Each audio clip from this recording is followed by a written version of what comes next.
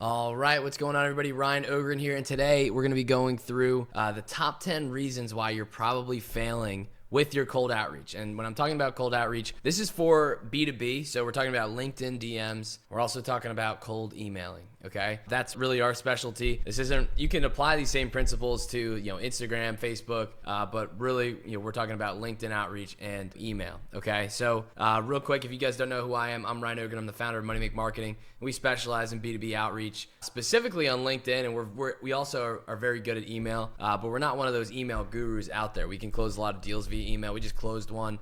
It's expected to be a 7-figure deal for our client in 2026. They just closed multiple 5 figures from them on their actual first order. So it's reoccurring work for them and their household brand, major retail brand. So that's cool. We did that via email, but LinkedIn's our bread and butter. So that's what we're going to be going through today. So without further ado, let's just get into it. I don't know if I was going to say something else, but these aren't scripted. I got my iPad here and I'm going to be going through and just writing on the screen, and you're going to see it pop up here. And that's how it works. So number one, very first reason why people fail with their outreach is they have a bad list. Okay. And with AI like this, there's no excuse for this now, but usually, especially on LinkedIn. So LinkedIn, you have to use Sales Navigator to build your list. Sales Navigator, I think it costs like $120 a month now. Might be like $1,200 a year, but it's well worth it. And a lot of people use Sales Navigator wrong. So they don't understand that you can use Boolean searches. Well, let me just make this a little bit cleaner here. Let's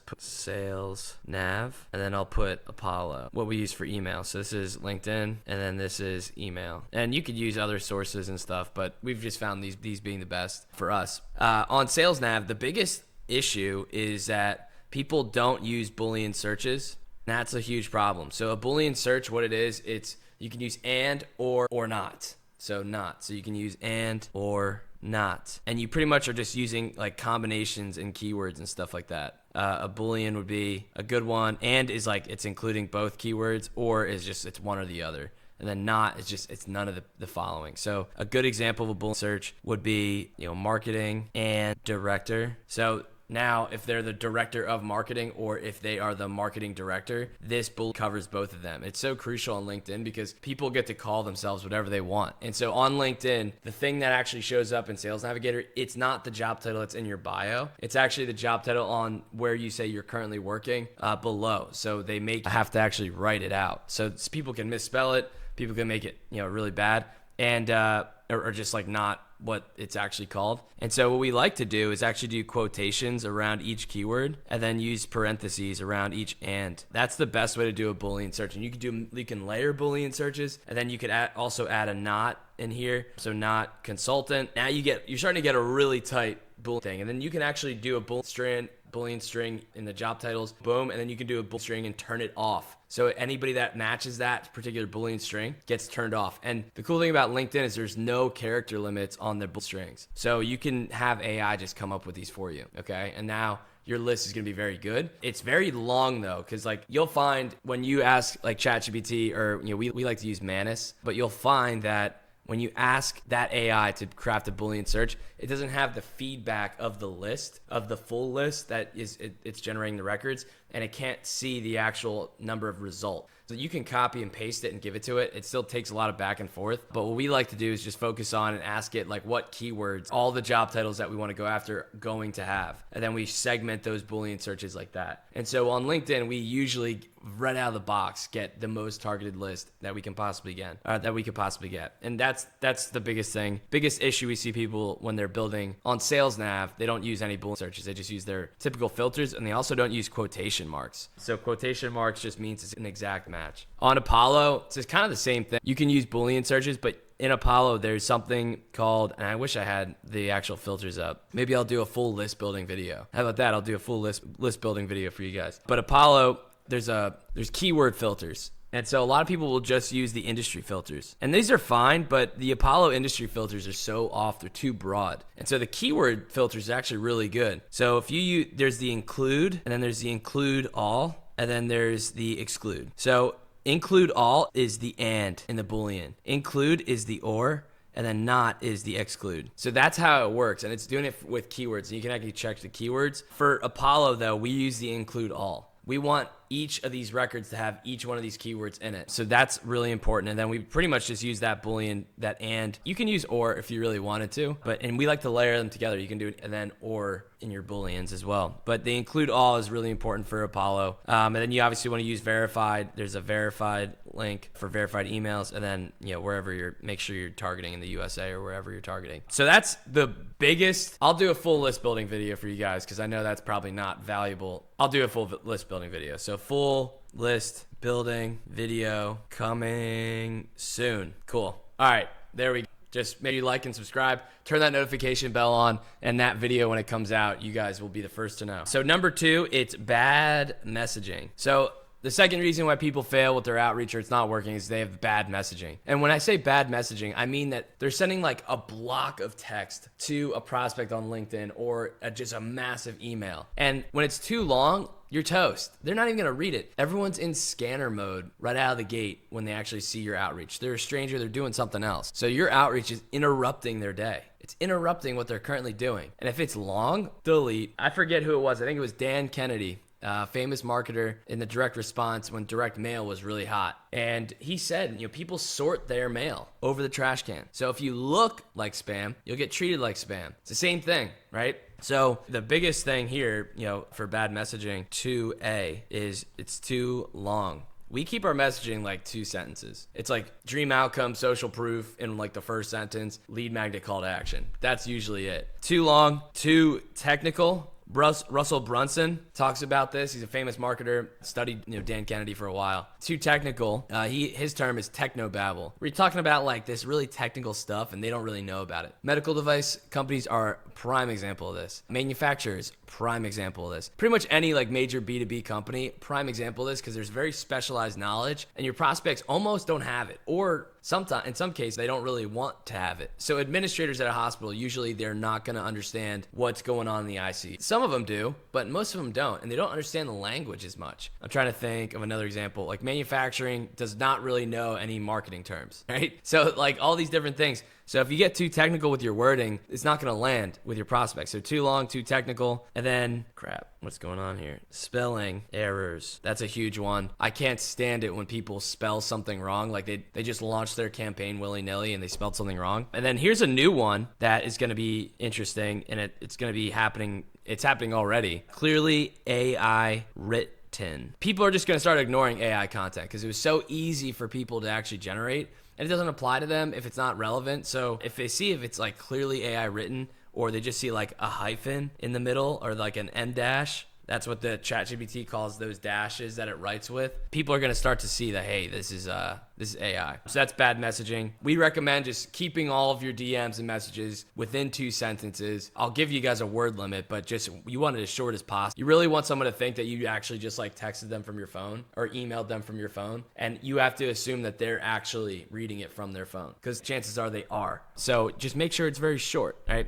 And that's another good tip. Like when we're actually proofreading and I'm going to launch a new campaign for one of our clients, sometimes test the actual message and just see how it looks on an iPhone. That's really like getting into it, but that's what it takes.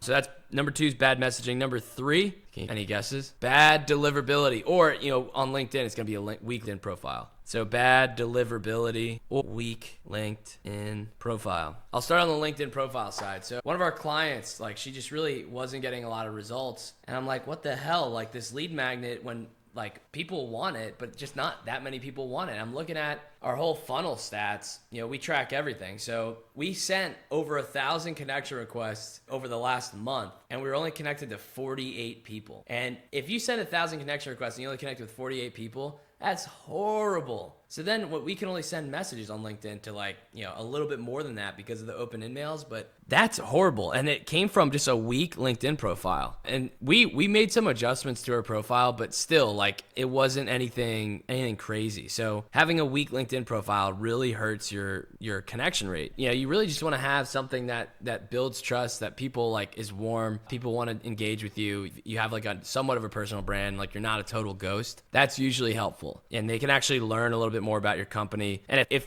you don't have a personal brand, you don't have a personal brand, you want to make sure that your company has a page and there's posts on the company page. So then you can just repost those pages, and that's good enough to get you some results. But once we made the adjustments to her LinkedIn profile, she started connecting with more people. We started getting more messages out there. We started having better results. So very important on that front. On email side of things, email deliverability, making sure you get in their inbox is huge. And Google and Outlook and Microsoft, they just a ton of time ruining all these emailers' days. And so much so that a lot of their clients have been coming to us wanting us to do their LinkedIn outreach. And so bad deliverability with emails kills you. Just make sure, like with Google just changed their deliverability, and like the deliverability to Gmail inboxes has been like really bad. So the issue is people were sending like 40 emails per day per inbox. Now it's recommended that it's 20 emails per day per inbox. So if you do that math, like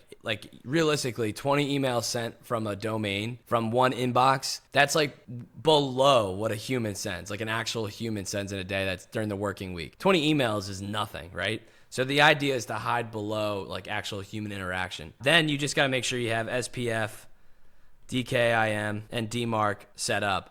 And I found like you don't really have to go too much. You know, just make sure you're warming up the domains as well. You know, it's just a simple cold email warm up tool. We use instantly.ai. We like that one. A simple tool like that will help you tremendously. Just warm up your domains. We can give you the warm up settings. I can give you guys like all the tools that we use. That'll be another good video.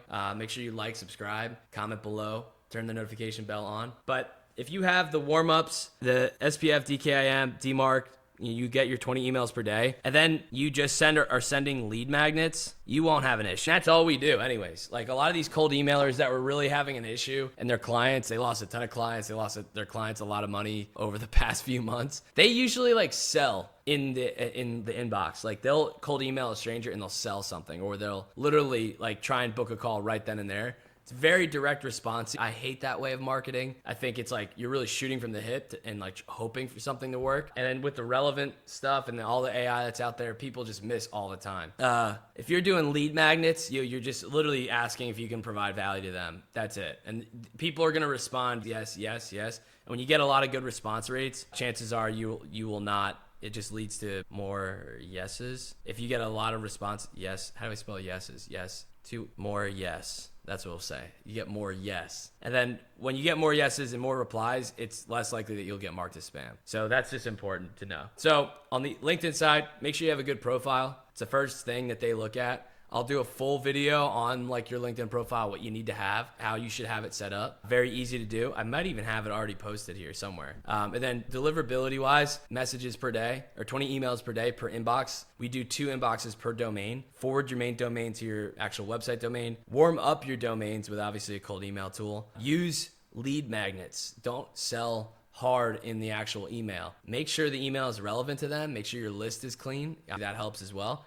Double verify your list, whatever you got to do for your list building. I'll show you guys how to do that if you want. But then just be sending lead magnets. All you want to do is open up the door to send them a lead magnet. Let the lead magnet do the heavy lifting. You will never have an issue because it's going to be valuable for that prospect. Never going to have an issue, knock on wood. But disclaimer, I haven't seen your emails, right? So if you're watching this video and then you go do some crap that I haven't seen, and then you're like, well, Ryan said this will never happen. I need to see the actual lead magnet, right? It's definitely, you got to have a good lead magnet and a good messaging. So disclaimer, I have not seen your emails, all right? And it is not Ryan approved. Okay, so now 4, no lead magnet. Perfect segue. So a lot of people just like will email, like ask for 15 minutes or ask for 30 minutes and then ask for 4 minutes, ask for a quick phone call. And like you just interrupted that person's day and you want to add time to their calendar, that email better be damn good. And if you're sending an email that's like a full paragraph, usually it's hard to make something good that's only a couple sentences, then you had to hit them at the right time where they're not busy during the week. They open it, they read it and say, yeah,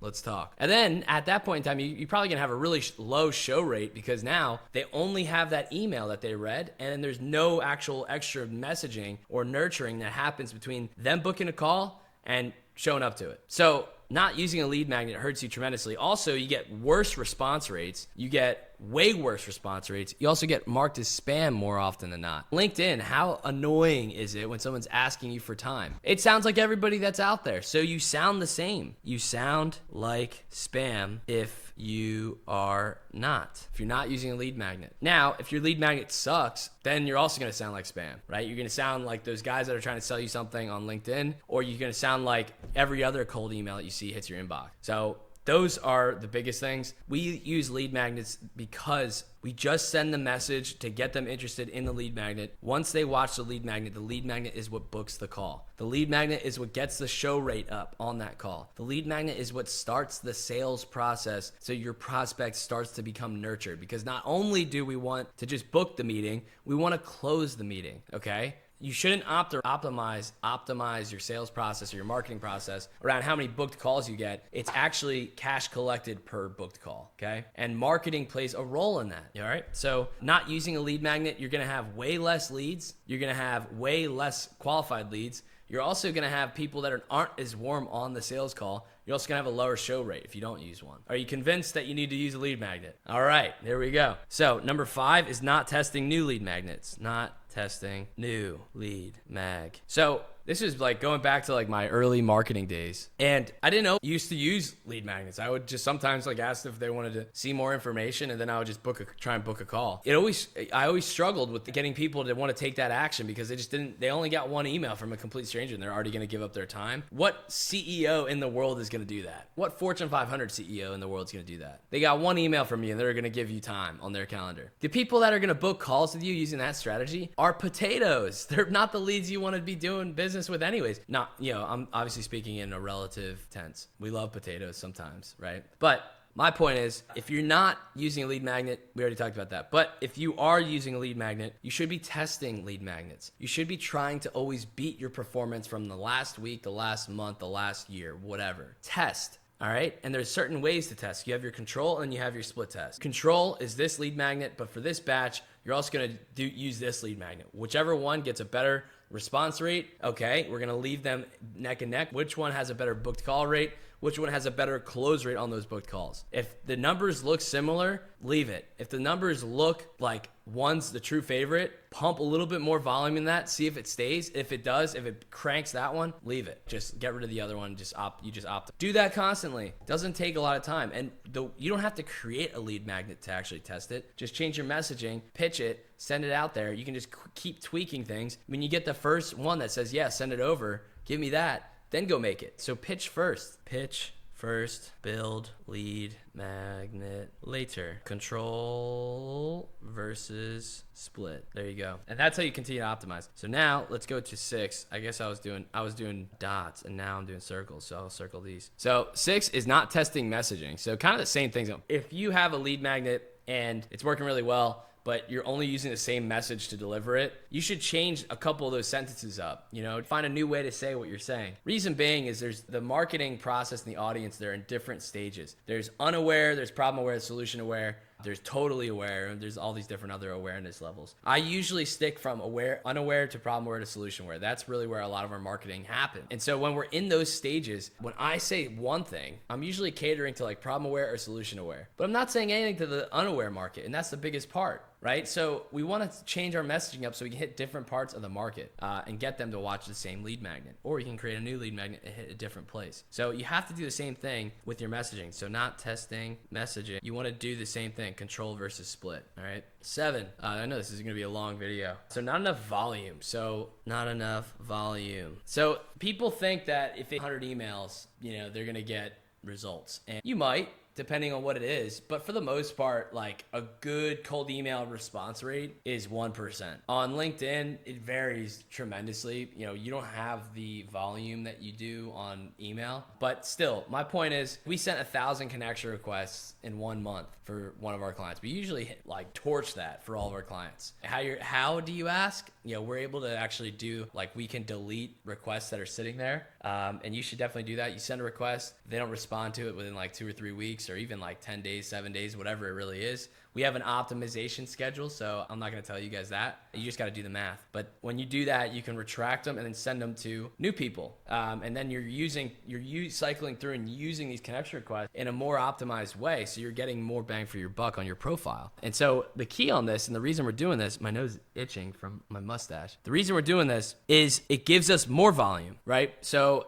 here's an example of why we want to do this. Oftentimes, success in business, it revolves around the number of closed deals and the amount per deal, right? If I close one deal at 7 figures, but it took me 10 meetings to have that, so that's a 10% close rate on that particular deal. If I had 10 times that, I would have been closed with those numbers 10 times that amount, right? That's the idea. And so if you have a 1% response rate and you can hold that response rate, you should be scaling your volume. That's that. But also, like with volume, when you think about LinkedIn, like people are jumping in, they're jumping out. They're not really going through their messages. It's the holiday. Someone told them to check LinkedIn. They got an email from LinkedIn. They're on it. Someone else is spamming. Like they're in their inbox. Like your follow-ups are getting buried. Same thing with email, right? And so if you're only sending like a couple different emails, inbox, and LinkedIn messages, you're just not getting any significant level of impact. So I recommend that you be sending at least email-wise, and it depends on how qualified your list is, and same thing with your LinkedIn list. I'd recommend you guys at least do like 1,000 emails a month, at least 1,000 outreach messages per month. But even then, that's so small. That is so small. But anyways, we see that as people are like, oh, Ryan, I did like 300. I had a client and I fired these guys. I worked with them for 5 months. I generated leads that they never called. Pissed me off. Then they start complaining and they're like, hey, we haven't closed the deal yet. What's going on? Like, well, did you call these leads as soon as they came in? I told you to call them. I gave you their phone numbers. I emailed them to you. Did you call them? Well, we called them like 10 days after. And then when they called them, nobody answered. And then it took me like a month to get those companies to answer again. Each one of those deals for them was going to be like multiple 6 figures. I'm not gonna say what they are because then it'll be very obvious who they are. But I fired them, refunded all the money from the 5 months that we worked together, and just told them to fuck off. F off, excuse my French. Didn't want to deal with that. And I'm not saying that we do that for all of our clients, but if you piss me off, I don't want to work with you. So my point though, where was I going with that? Oh, so I told them like they had 300 customers that were in their emails that they already had. They just wanted me to just like blast it out with our cold email inboxes. They didn't have a CRM set up. They had no email list set up. They had no domain warming up. I said, like, why don't you guys just email them one by one? It'll take you probably an hour to just go through, copy, paste, email them one by one. And they're like, honestly, dude, like, if you think we're going to do 300 emails by ourselves, then you're crazy. And I was like, it's not going to take you that much time.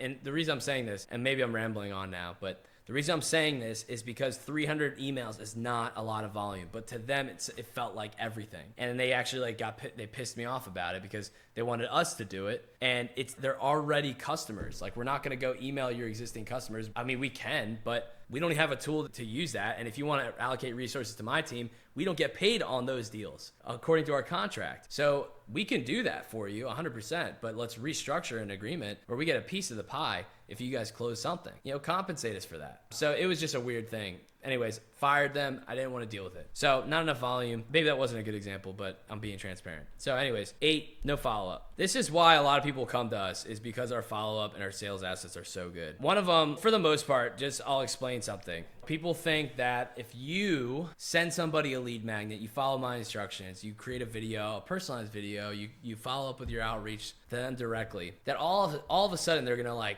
give you money. No, for the most part, they don't even watch the video just yet. For the most part, you have to do a little bit more work on that. And so what do you send them? We send them sales assets. What is a sales asset? I'll do a full video on this, but it's like building value and trust on the reason why you should be their top priority and why they need to be booking a call with you ASAP. Answering those questions, handling objections, could be short videos, PDFs, messages, all these different things. You're following up with value. Each time you touch point, you're bringing new information to them. So new info equals new decision, right? That's a sales trick. So new info always equals a new decision. Have you ever tried to say, do you want to change your mind? And people are like, no. And then you say, what if we did this? And then, does this change your mind? And they're like, no, because there's no new information. But if you say, well, actually, did you know that this is kind of the this and this, that, and that, and you said this, that, and the other. Now, do you want to do it? They're like, yeah. New information equals new decision. But when we keep getting new info, we equal value. And no one gets annoyed with us when we give value. It's an excuse to actually continue to show up. So our sales assets and our nurture sequence is the thing that does a lot of the heavy lifting for us to book all these calls, because they'll book in various stages, right? So no follow-up, it kills you. I'll do a full video on our follow-up sequence, I promise. So then 9, no sales assets. That's funny. That's funny I said that. No sales assets. You guys already kind of talked about that. I don't know. I don't think I need to go more in depth into that. If you just followed up and said, hey, checking in, do you want to get on a call now? And you did that every 3 or 4 days, you're toast. You are toast. No one's going to respond, right? Have you ever, if you're a guy watching this, right? Have you ever texted a girl to go on a date and just texted her and texted her and texted her and texted her? At some point in time, she's probably going to call the cops on you, right? And that's the same thing with your prospects, right? Now, if we're talking about like that, women, obviously dating and courting women and sales process is a different kind of mindset, I think. But if you were like sending her like sales assets for her to be able to make a decision, she might actually find that kind of interesting. So this isn't dating advice, but a sales asset really goes a long way in the professional environment. Okay. And then 10, no clear conversion mechanism. So this like dawned on me with one of our clients, and we're generating like these awesome leads. Like they said, we want these leads to come through our funnel and we want to book meetings with these leads. And I said, okay, what are we selling them? And then they like kind of walked me through it. And I was like, well, what's the sales process? Like, how do you guys convert them? What's the offer itself? Like, what are you guys actually selling them? And they were like giving me kind of roundabout answers. And I was like, okay, I don't really understand that part, but fine, let's go. And we were booking meetings. We were booking meetings with their ideal prospects, everyone that they actually wanted to work with. But they didn't have a way, like a proven way to convert them. It was like, and conversion mechanism answers the how they buy, right? So it could be a sales call. It could be a order form. It could be a registration. It could be like a million things, right? It could be like a landing page. It could be like a webinar. There's a million different things that it could be, but these clients, they were doing everything at once. So there was no clear conversion mechanism. And that hurt us, because if we were trying to just book sales calls, now we can optimize our process. If we're just trying to get registrations, now we can optimize our process. But when we're trying to do both, we don't have a full process. And that was the thing that ended up hurting us, because if and this is a message to prospects that want to work with us, as well as anyone else that's out there just looking to learn. If you don't have a clear way to convert, like you've proven and closed deals this way, and this is how you're currently doing it, we can optimize that. But if you don't have a clear way of like how you're doing that, and you don't know, oh, they filled out a form here, but we called this guy and we just sent him stuff. But this guy, it sounds crazy, right? You should have a systemized process for that, but it really is like a true issue that I see out there. So for a lot of you, a conversion mechanism is going to be a sales call, okay? For some of you, it's going to be a quote, and that's fine. Just make sure you understand what it is and stick to it. If you want to change your conversion mechanism, split test it, like I said before. All right, so now that's pretty much all I got. My voice hurts from talking. I kind of rambled on this one, but hope you guys liked this video. If you did, like, comment, subscribe. Let me know what kind of videos you want to see in the future. And if you want to work with us, you can apply. There's no obligation. You can just click the link below. You'll go to our website, click apply to work with us, and fill out the form. And yeah, there's no guarantee that we would take you on. Like I said, MoneyMake Marketing, it's our boutique agency. Very good at what we do, and we have a lot of case studies, and we can send those over as well. So hope you guys enjoyed it. And I'm Ryan Ogren, and this is MoneyMake Marketing. See ya.